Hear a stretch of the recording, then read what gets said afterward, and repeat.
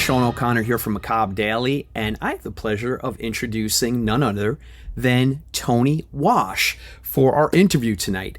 Tony is so many things. He's a director, a producer, head of programming at Screambox. He's directed such films as Skeletons in the Closet, High on the Hog with Sid Haig, The Rake, which is one of my favorites of his. Fantastic film. You gotta check it out.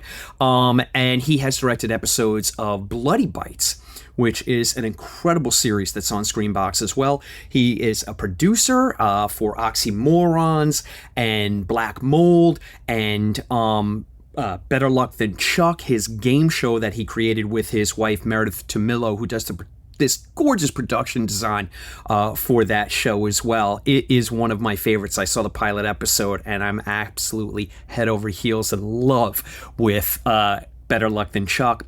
And he is the producer on this new series on Screambox, which is The Trouble with Tessa, which I finally caught last night. And let me tell you something, you gotta check it out. It is fun and scary and dreadful in all the best ways and a little bit sinister, and you gotta see it. So those episodes drop every Tuesday, and I highly recommend checking it out. Look, I think I may have forced myself onto Tony's radar innocently enough when I just put a post on Instagram saying, I don't know who curates Screambox, but it is just incredible, the content that is on there these days. You know, full disclosure, I used to view Screambox, and I have been a subscriber now for years, but I used to view it as kind of like the Art the Clown streamer. And it was just a lot of modern indie horror, and all of a sudden it became layered and diverse with giallo cuts from the 70s and creature features and, you know, slashers from the 80s. And there's this beautiful mix going on now of international horror from previous decades, black and white horror from the 50s. They have the most incredible documentaries, hands down, of any streaming platform, bar none. So I wanted to just give a shout out to whoever was responsible, and it turns out that Tony is the head of programming. Now, Tony is a modest person and he's very humble, and he'll be the first to tell you, and you will hear it in the interview, that he's got a great team behind him.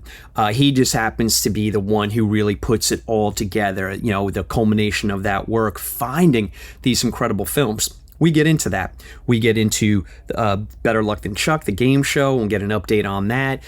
Future plans. We talk about the state of horror in 2025. What are some of his favorites? Maybe some of the misses as well, and what we're looking forward to for the remainder of the year. It's a great talk. Tony is just as nice and personable as he is knowledgeable about horror. So I know you're going to love this conversation. So sit back, everybody. I present the one and only Tony Wash. Hey everyone, Sean O'Connor here from Macabre Daily, and I have none other than Tony Wash. You just heard me talk about his directing credits and his producing credits and what he has coming up and all the fantastic things that Tony does for Screambox. Tony, my head's about to explode. I'm just gonna rattle off what I remember from looking at the new stuff that you had on there just this past weekend. The Wailing, one of my all-time favorites. Cool. I mean, I saw that and my eyes rolled into the back of my head, but then you've got House by the Cemetery, you've got Manhattan Baby, Inferno, The Endless. Come on. I mean, it was when we spoke previously, and I already talked about it in the intro, that, you know, unfortunately, due to a corrupted file, the conversation that we had to be redone. But now, a couple of months later, like, what I was absolutely gushing over with Screambox previously, you're like, hold my beer. What is going on? Well, thanks. You know, I mean, honestly, I think it's just a matter of us getting a hold of some really cool collections of, you know, catalogs of content from different distributors, and not all of it is exclusive to Screambox. I mean, you can certainly go and find some of these titles on other streaming services, but I think the point here is the curation of it. It's, and I'm not trying to say that to like pat myself on the back No, because, you should. well, I appreciate that. I sincerely appreciate that, but I'm just kind of the figurehead. Like I'm not certainly not the only person that is going out there and saying, here's titles we can look at or whatever. They come to me and then I'm able to kind of filter everything through the approval process. But like I think that the acquisitions team is really doing a solid job of going out there and finding solid content. I'm excited about some new releases that we've got potentially in the pipeline that I can't really talk about yet, but I want to be surprised.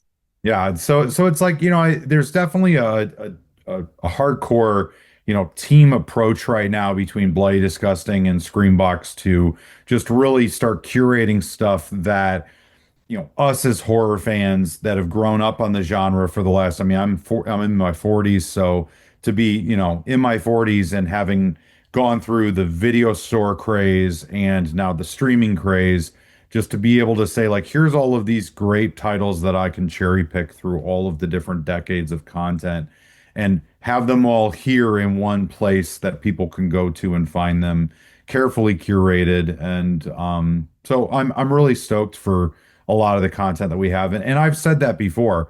To me, Screambox, I'm trying to make Screambox the mom and pop video store of the 80s and What it 90s. feels like, very much so. Yeah, it's like when you would go into the smaller video stores, we're not talking about the big chain ones, we're talking about the smaller ones where Mhm. there was one store in the town, and if you didn't go to that, if you weren't from that town, you didn't know that store from Adam.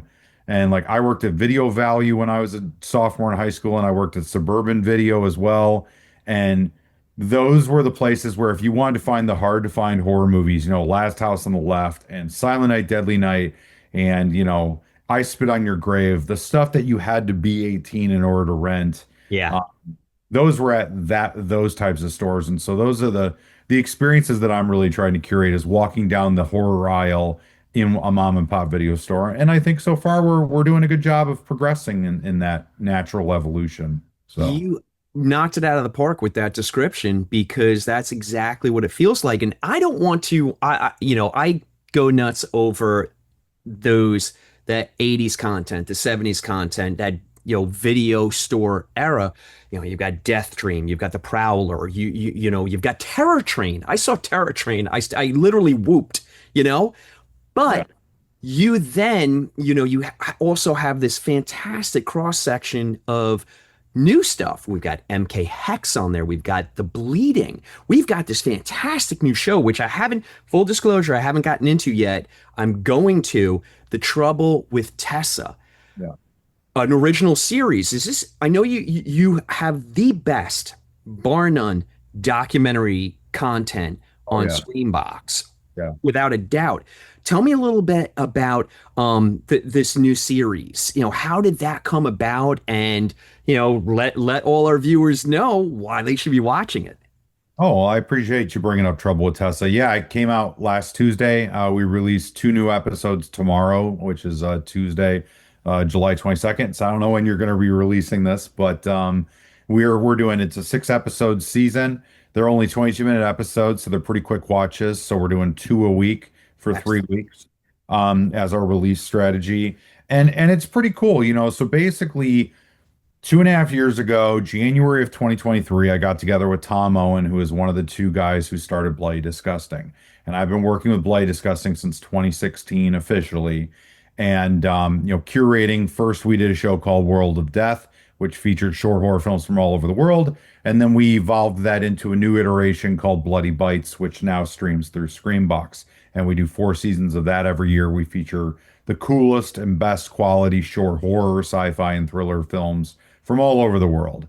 And so that has given me an opportunity to build this huge Rolodex of awesomely talented, super tenacious filmmakers from all over the planet. And so in January 2023, Tom and I were sitting down at his house talking about Screambox, and he's like, Brad, Miska, and I really want to get you kind of full time at Cineverse. And so in order to do that, I think one of the things is going to be to get you to produce content because that's what my background is. I've been producing original horror films and things like that at the independent level for 20 years now, since I went to Tom Savini's effects school in 2004 to 2006.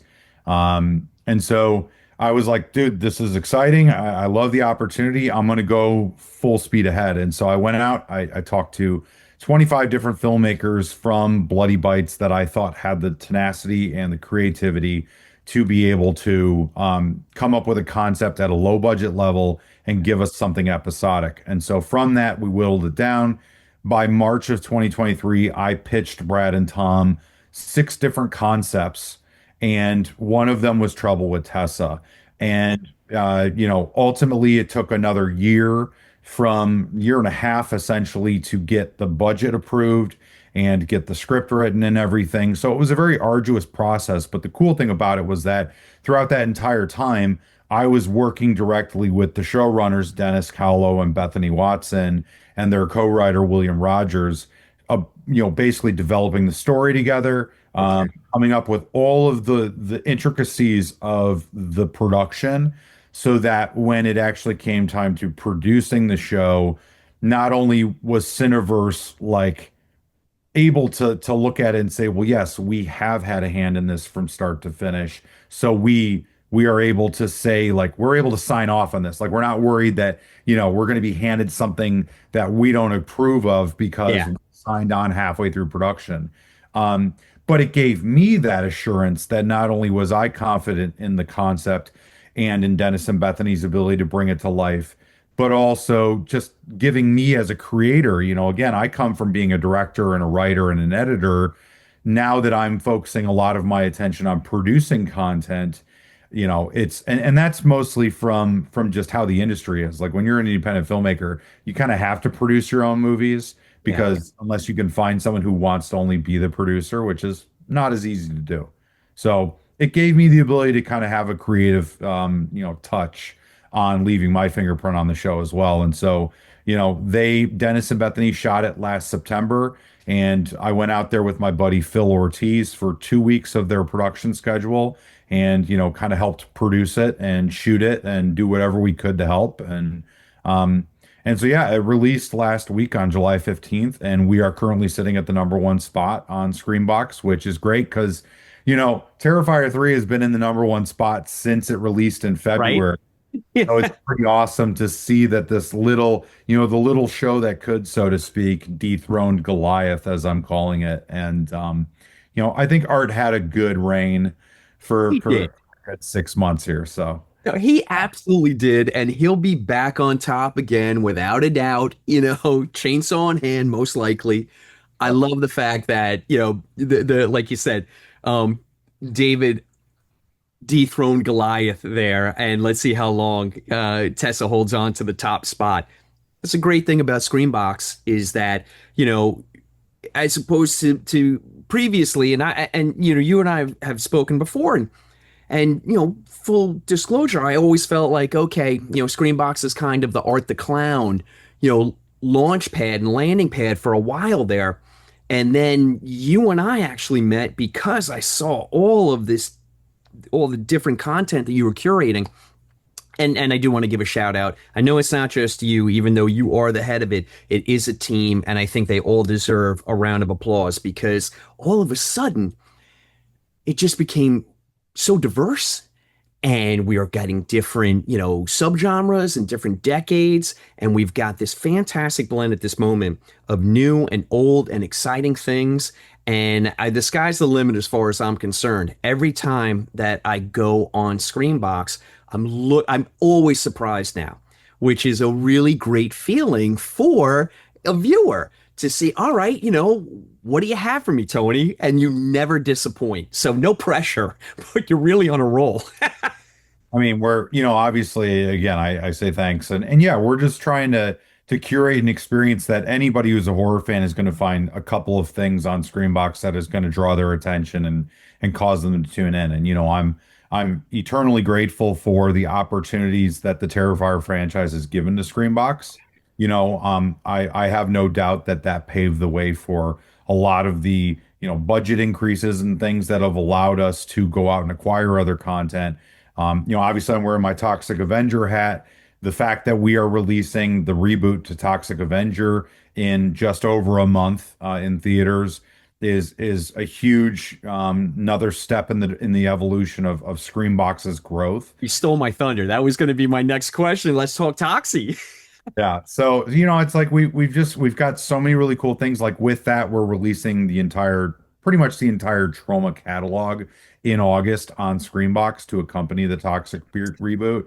So you're going to be able to watch everything there from, sleeper classics like The Children to, cult classics like Frankenhooker, the Toxic Avenger franchise, the Class of Nukem High movies, Wow. and there's just so many different cool movies. A couple of the basket case titles are going to be on we already have basket case one. We're getting two and three as well, as part of the Trauma catalog.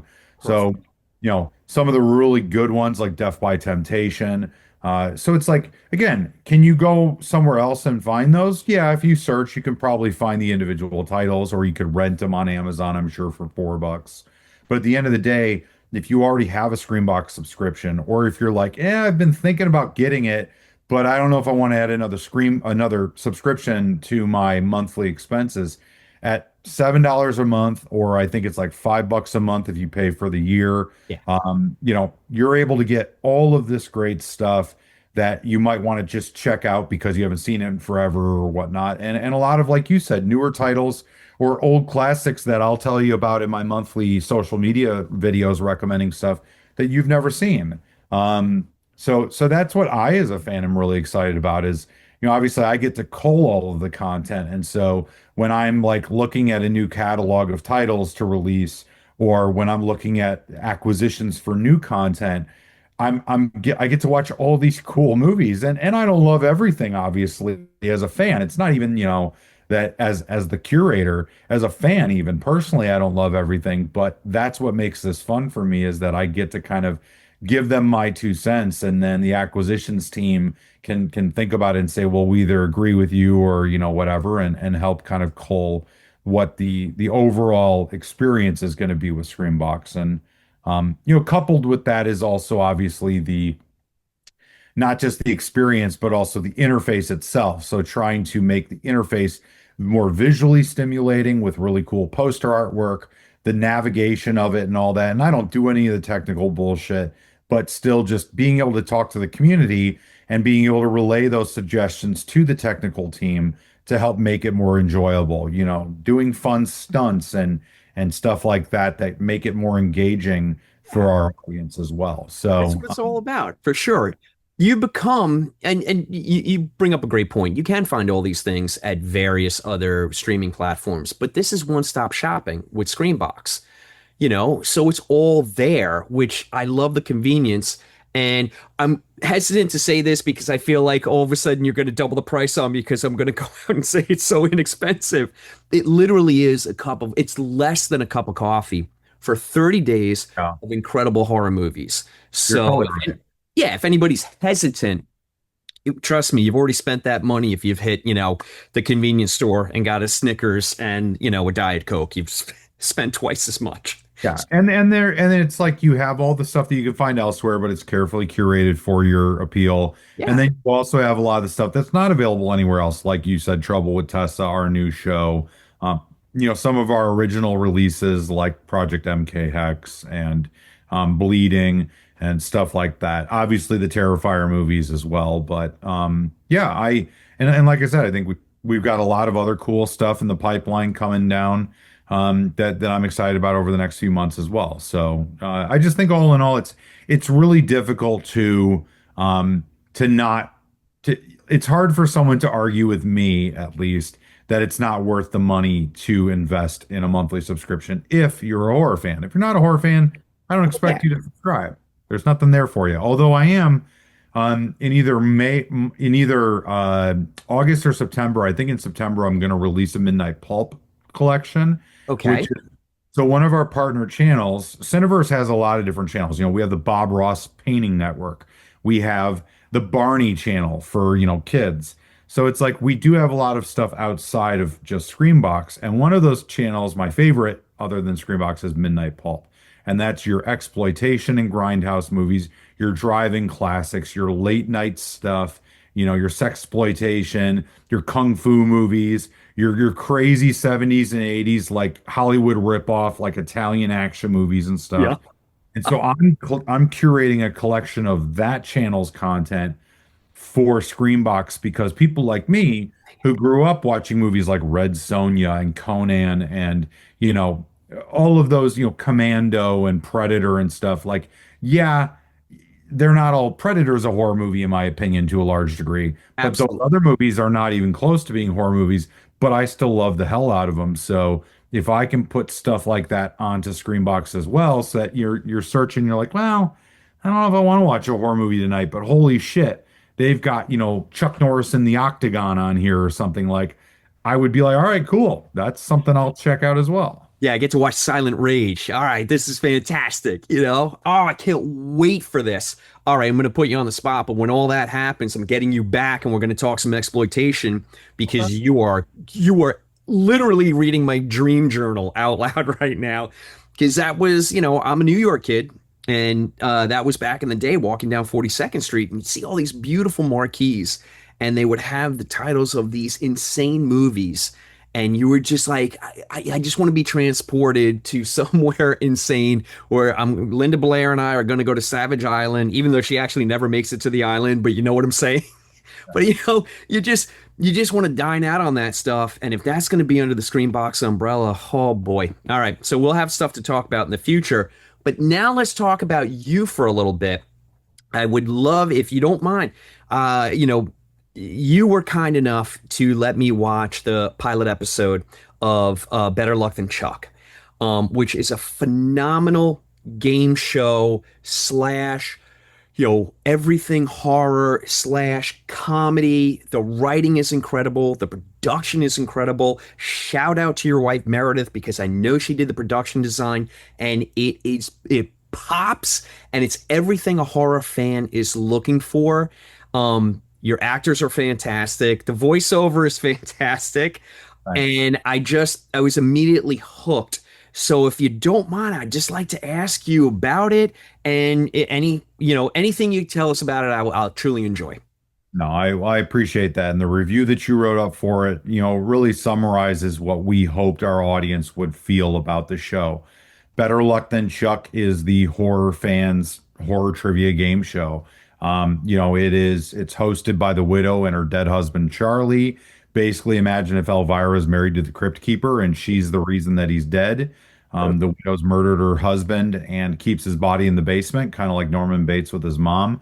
But she's a witch and she's able to resurrect him, but he's just a corpse. So he can talk and he can move his head, but he can't move below the neck. And this is kind of her own private, like, hell torturing of him for eternity.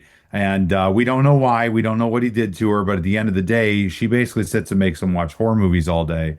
And for their 50th anniversary, she decides to give him the gift of being a part of a horror trivia game show. But in reality, it's all her kind of stealing the thunder from him because he's not able to actually host it since he can't move. He Yeah, can't even use a microphone. So she's going to it host was the show in dope. front of him, and so it's a lot of fun. It's a great setup because it combines the narrative of their storyline along with the actual trivia gameplay with three contestants that are literally just three horror fans that we plucked from the United States of America and had them fly out to Chicago where we're at and shoot the show with us. And so we did a 6 episode season for our inaugural season. We shot it last year, and absolutely love how it turned out. We got not only did the quality of it production wise turn out so well, but I Gorgeous. feel like our contestants did a great job competing. We got really awesome things included, like we have director questions from the likes of Mike Flanagan in 4 of our 6 episodes. We've got Chad Villella from Radio Silence in a couple episodes. BJ McDonnell, who did Studio 666 and Hatchet 3, and has worked on a bevy of other movies. And then even like independent people like Anthony Cousins, who did Frogman, which is a pretty solid independent movie. Love Uh, Frogman. Frogman's great. He just finished production on Frogman 2 about a month or two ago.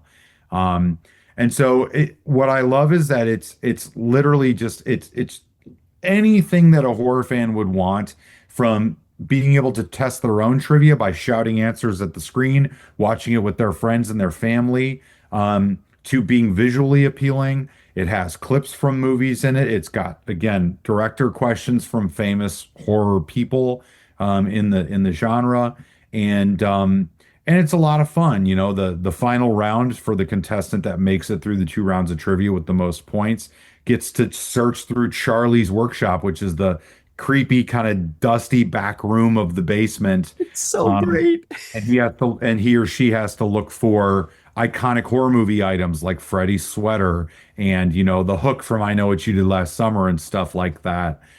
Throughout all the junk scattered amongst this cluttered closet of a storage room.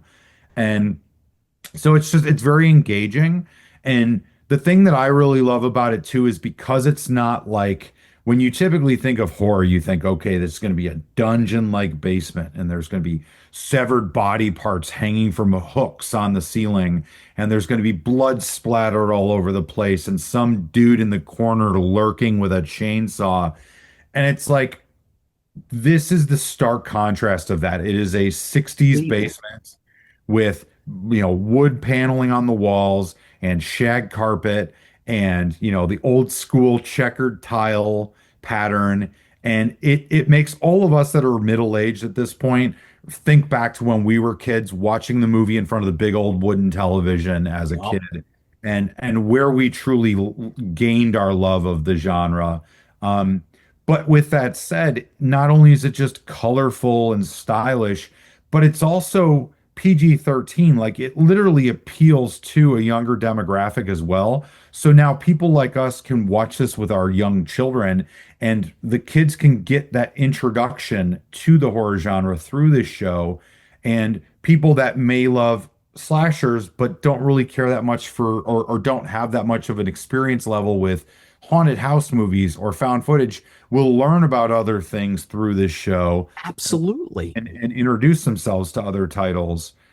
So it's such a gateway of so many different respects for people that I really think it's a tremendous brand that we're all really excited to get out there into the world, and hopefully people are going to see it soon. You So should be super proud of the end product because from my experience watching the pilot, it's infectious.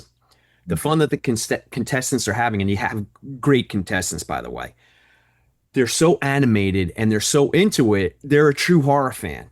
I'm watching it and I kept leaning forward. And let me tell you, the questions, I'm smart ass. So I'm like, oh, I'll knock these out of the park. I did not. They are challenging a lot and of they tough. are every subgenre that you could possibly think of.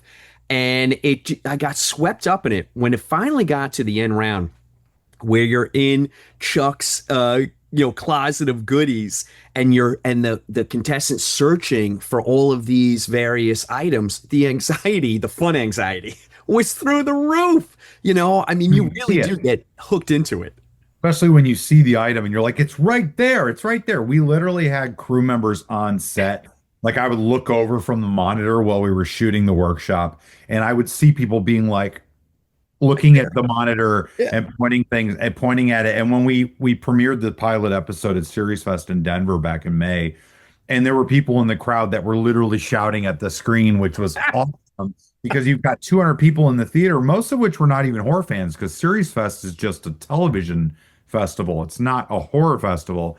And so, you know, there were so many people, a lot of which who came up to us after the screening who were like, I don't even like horror, but I would watch that show because Right? it's entertaining.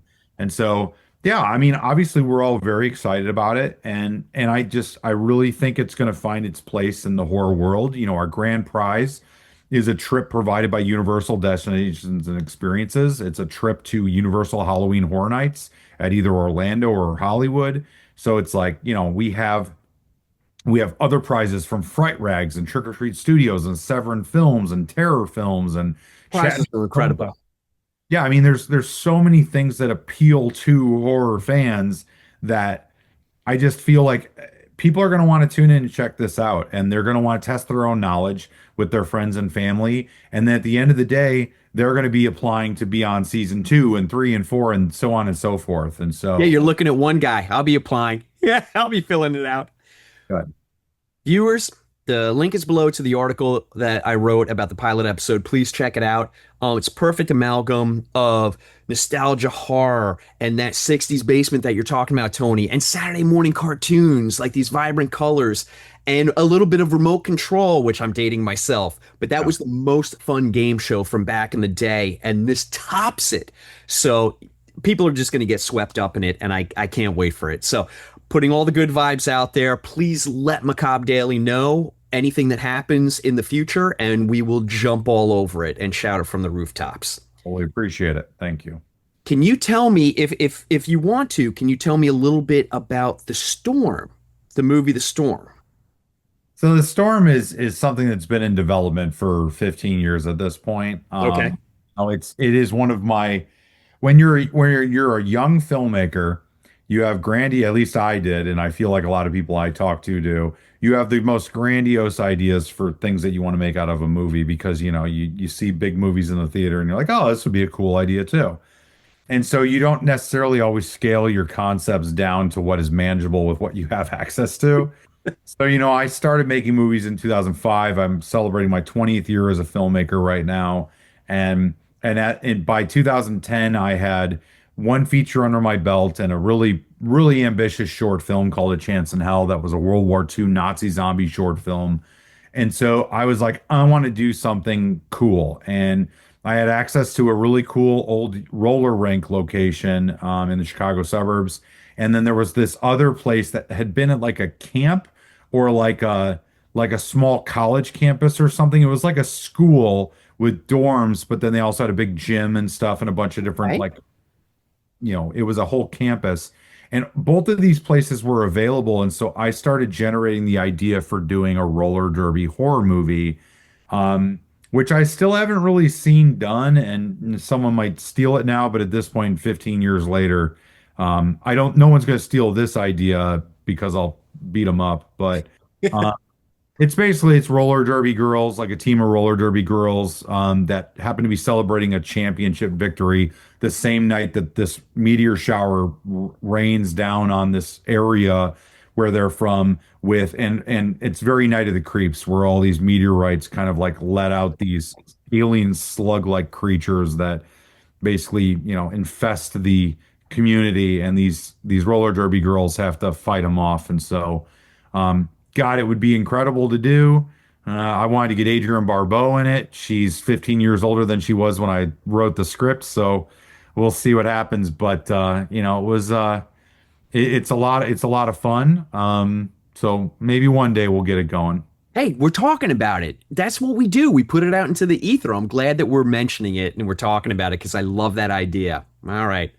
Okay. We're at this episode will post this week. So we'll be after the two episodes of Tessa drop, but I promise you that we will get this on Macabre Daily before the end of the week. So we're midway through the year. Do you mind if I ask you what you think about horror this year, and do you have any favorites that you've seen? Ooh. All right. Well, let me pull up my letterbox because you have to understand I watch a lot of movies. I know you do. Um, well, first of all, I really loved Sinners. I thought Sinners was incredible. Same. I thought that one really, really hit it out of the park. Let's see, what else this year? Really, really loved, obviously the new Toxic Avenger movie, which comes out. So I'm gonna plug Yeah, that well, I'm gonna in. have to take your word until I see it, but I'm so excited. It's a lot of fun. And it's I wouldn't necessarily say it's horror per se, but it's definitely got so many elements that are horror that I'm gonna call it horror.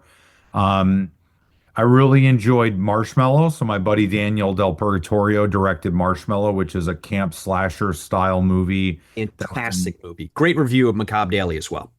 Check out the review of Marshmallow on Macabre Daily. Yeah, Daniel Del Purgatorio is just super talented filmmaker, an insane vision from him, and so I was super stoked when he got greenlit for that feature because he's been plugging away, never giving up for the last few years to get something out there, and I think Marshmallow did a hell of a good job of really establishing him or reestablishing him because he actually did a movie called Watchmen: The Tale of the Black Freighter, which was this animated feature. Yes. Yeah, so That he was directed him? the animated feature. Yeah. Oh, So that's it. however many years ago, I mean, that was over a decade ago, right? Yeah. Yeah. So it's like it's so great to finally see him come back on the stage and release just such a really awesome feature length. So can't say enough positive stuff about Marshmello. Um, Incredibly talented filmmaker. I'm glad you brought it up. 100%. Gotta promote my buddies when and where I can. I really enjoyed the Gorge, actually. I thought that that Same. was a lot of fun. Yeah, I Uh, thought it was fun. yeah, I thought You that know was what? fun. I think everyone expected to kind of put the boots to it and then watched it and were everyone was like, "Oh, wait, let me take those boots off. This is Yeah. actually pretty damn good." And it's one that like, look, you do need to have a large degree of suspension of disbelief here, but I think it's a lot of fun. So I give it a lot of credit. I know it's late last year, but I really liked the Alien Romulus, the new Same. Alien movie. Loved it. There were parts of it that again I was like, are you freaking kidding me? Right. But Right. overall, I really liked it. Let's see. I thought the Woman in the Yard was pretty creepy for being a daytime low budget horror movie. Didn't see that one. That's a blind spot for me. I've got to check that out. Yeah, yeah, I would definitely give that one a watch because it was pretty good. Again, low budget, very small concept in terms of production, and it all takes place at the daytime, which is the craziest thing is that daytime horror is not scary in my opinion, but that movie was legitimately creepy. It gives you the chills down the spine. Definitely would check that out. Couple more here. Where am I at? I'm in June, so I'm getting close to the end of my watch list so far. Wasn't a big fan of the monkey, honestly. Oh, I Um, did like that. it was fun and it was funny. It was entertaining, but I didn't really like it. I had a good theater experience with that, which I think did a lot of the heavy lifting for me. Sure. I didn't like Drop. It was kind of blasé for me. Yeah. And then I've watched a couple movies for potential acquisition on Screambox. I liked Test Screening a lot, which is yet obviously to be released. But it's basically I don't know if it takes place in the 80s or if it just feels very 80s or it's like, kind of modern with that kind of style, like it's because it's small town, so they're not really as updated technologically speaking. Okay. It's like it's like Society meets The Thing meets Invasion of the Body Snatchers with a smattering of like matinee, which is really interesting. This wasn't on my radar at all. This is why I love talking to you. Test screening. Okay. That screening's great. I enjoyed a movie called The Morrigan, which is an Irish movie about kind of an Irish urban legend. The Morrigan is a demon that like comes after children, I believe. And so I thought that movie was fun, for what it was. Um, and then I actually really enjoyed Until Dawn. I thought that movie was a lot of fun. Um, and that's pretty much where I'm at in terms of new releases. What are you So, looking forward to in the latter half of the year? Anything? uh, again, the tough thing with my brain is that it doesn't work like it used to. So it's like if you would ask me when I was 17, what are you excited about for the rest of the year? I'd be So like, yeah, we'd be rattling them all. I'm gonna give you two. I'm gonna give you two. I'll help you out. What about weapons? Weapons looks creepy. So Yeah, yeah, I'm stoked to check out Weapons. I just caught part of the teaser for Predator Badlands, and that looks interesting enough. I would check it same. out. Yeah, definitely looks Love, interesting. loved Prey. Um, Together looks really cool. And I'm not a huge fan of like my favorite horror subgenres are creature features and haunted house movies. So stuff like body horror, like The Substance, I like The Substance, but I'm never going to find myself watching it again. I feel like Together is that same type of movie Yeah, where I'll watch it once to experience it. I really like uh, Allison Brie, right? Allison, not Emily Brie, right? Allison Brie. I mhm, really like her a lot. I'm a big fan of Glow, so I'll support the hell out of her. same. Uh, but yeah, so I'm not a huge body horror person. So I'll check it out though. And Stranger Things, obviously, I'm a huge Stranger Things fan, so I'm stoked for season 5. Cannot wait. Can't And wait. What about Guillermo del Toro's Frankenstein? Yeah, I mean, I'll watch it. I really enjoyed Nosferatu, so I imagine it's going to have similar gothic elements to it, obviously. And he's never disappointed in anything he's been a part of, whether as producer or, director. It's true. Um, It's yeah, true. I'm excited about that. And there's got to be some other ones that I'm not even thinking about. What else is on the radar that That's the fun of it though, Tony, is that I know you and I forget, and then all of a sudden we're like, oh my God, that comes out this Friday, and you get excited all over again. We've had a really solid year in horror. You, my friend, have contributed to a tremendous amount of that enjoyment. A really thank you. Um, this is open door policy, especially for me and Macabre Daily. Anything you ever want to talk about, the Midnight Pulp has got me. I mean, I'm hoping I'm not drooling while we're talking. That's got me incredibly excited. Please come back. Anything you want to talk about, especially with Toxic Avenger just about to pop in a month from now. Um, Macabre Daily's at your beck and call, my friend. I really appreciate that. Thanks for helping us promote. Thank you for your subscription to Screambox. Every person helps. If we didn't have subscribers, we wouldn't be able to get new content. So I really appreciate that, and I appreciate your help promoting it. And yeah, man, I mean, I like bullshitting horror, as I've told you before. So I'm more than happy to come on and talk to you anytime about Screambox and about my career as a filmmaker in horror and just about horror movies in general. So, thanks for having me on the show, and I I love look having you on. forward to giving you some great updates on Better Luck Than Chuck here once we get some more info. Please do. I'm heavily invested. So the second you find anything out, you hit me up. I can't wait to talk about it. Well, All thanks. right, my friend. Thank you so much for your time tonight. Tony Wash, it's always a pleasure. Always a pleasure too, Sean. Thank you. Take care. So there you have it, everybody. The one and only Tony Wash. Was I lying? Isn't he the best thing since sliced bread? Tony is just an absolute gem. I cannot wait to have him back so we can talk about that Midnight Pulp and all those exploitation films that are going to be landing on Screambox. Oh my God, you had me at exploitation. Gonna have to get Matt Orozco involved in that one. When he hears this, he's going to start drooling. Gross.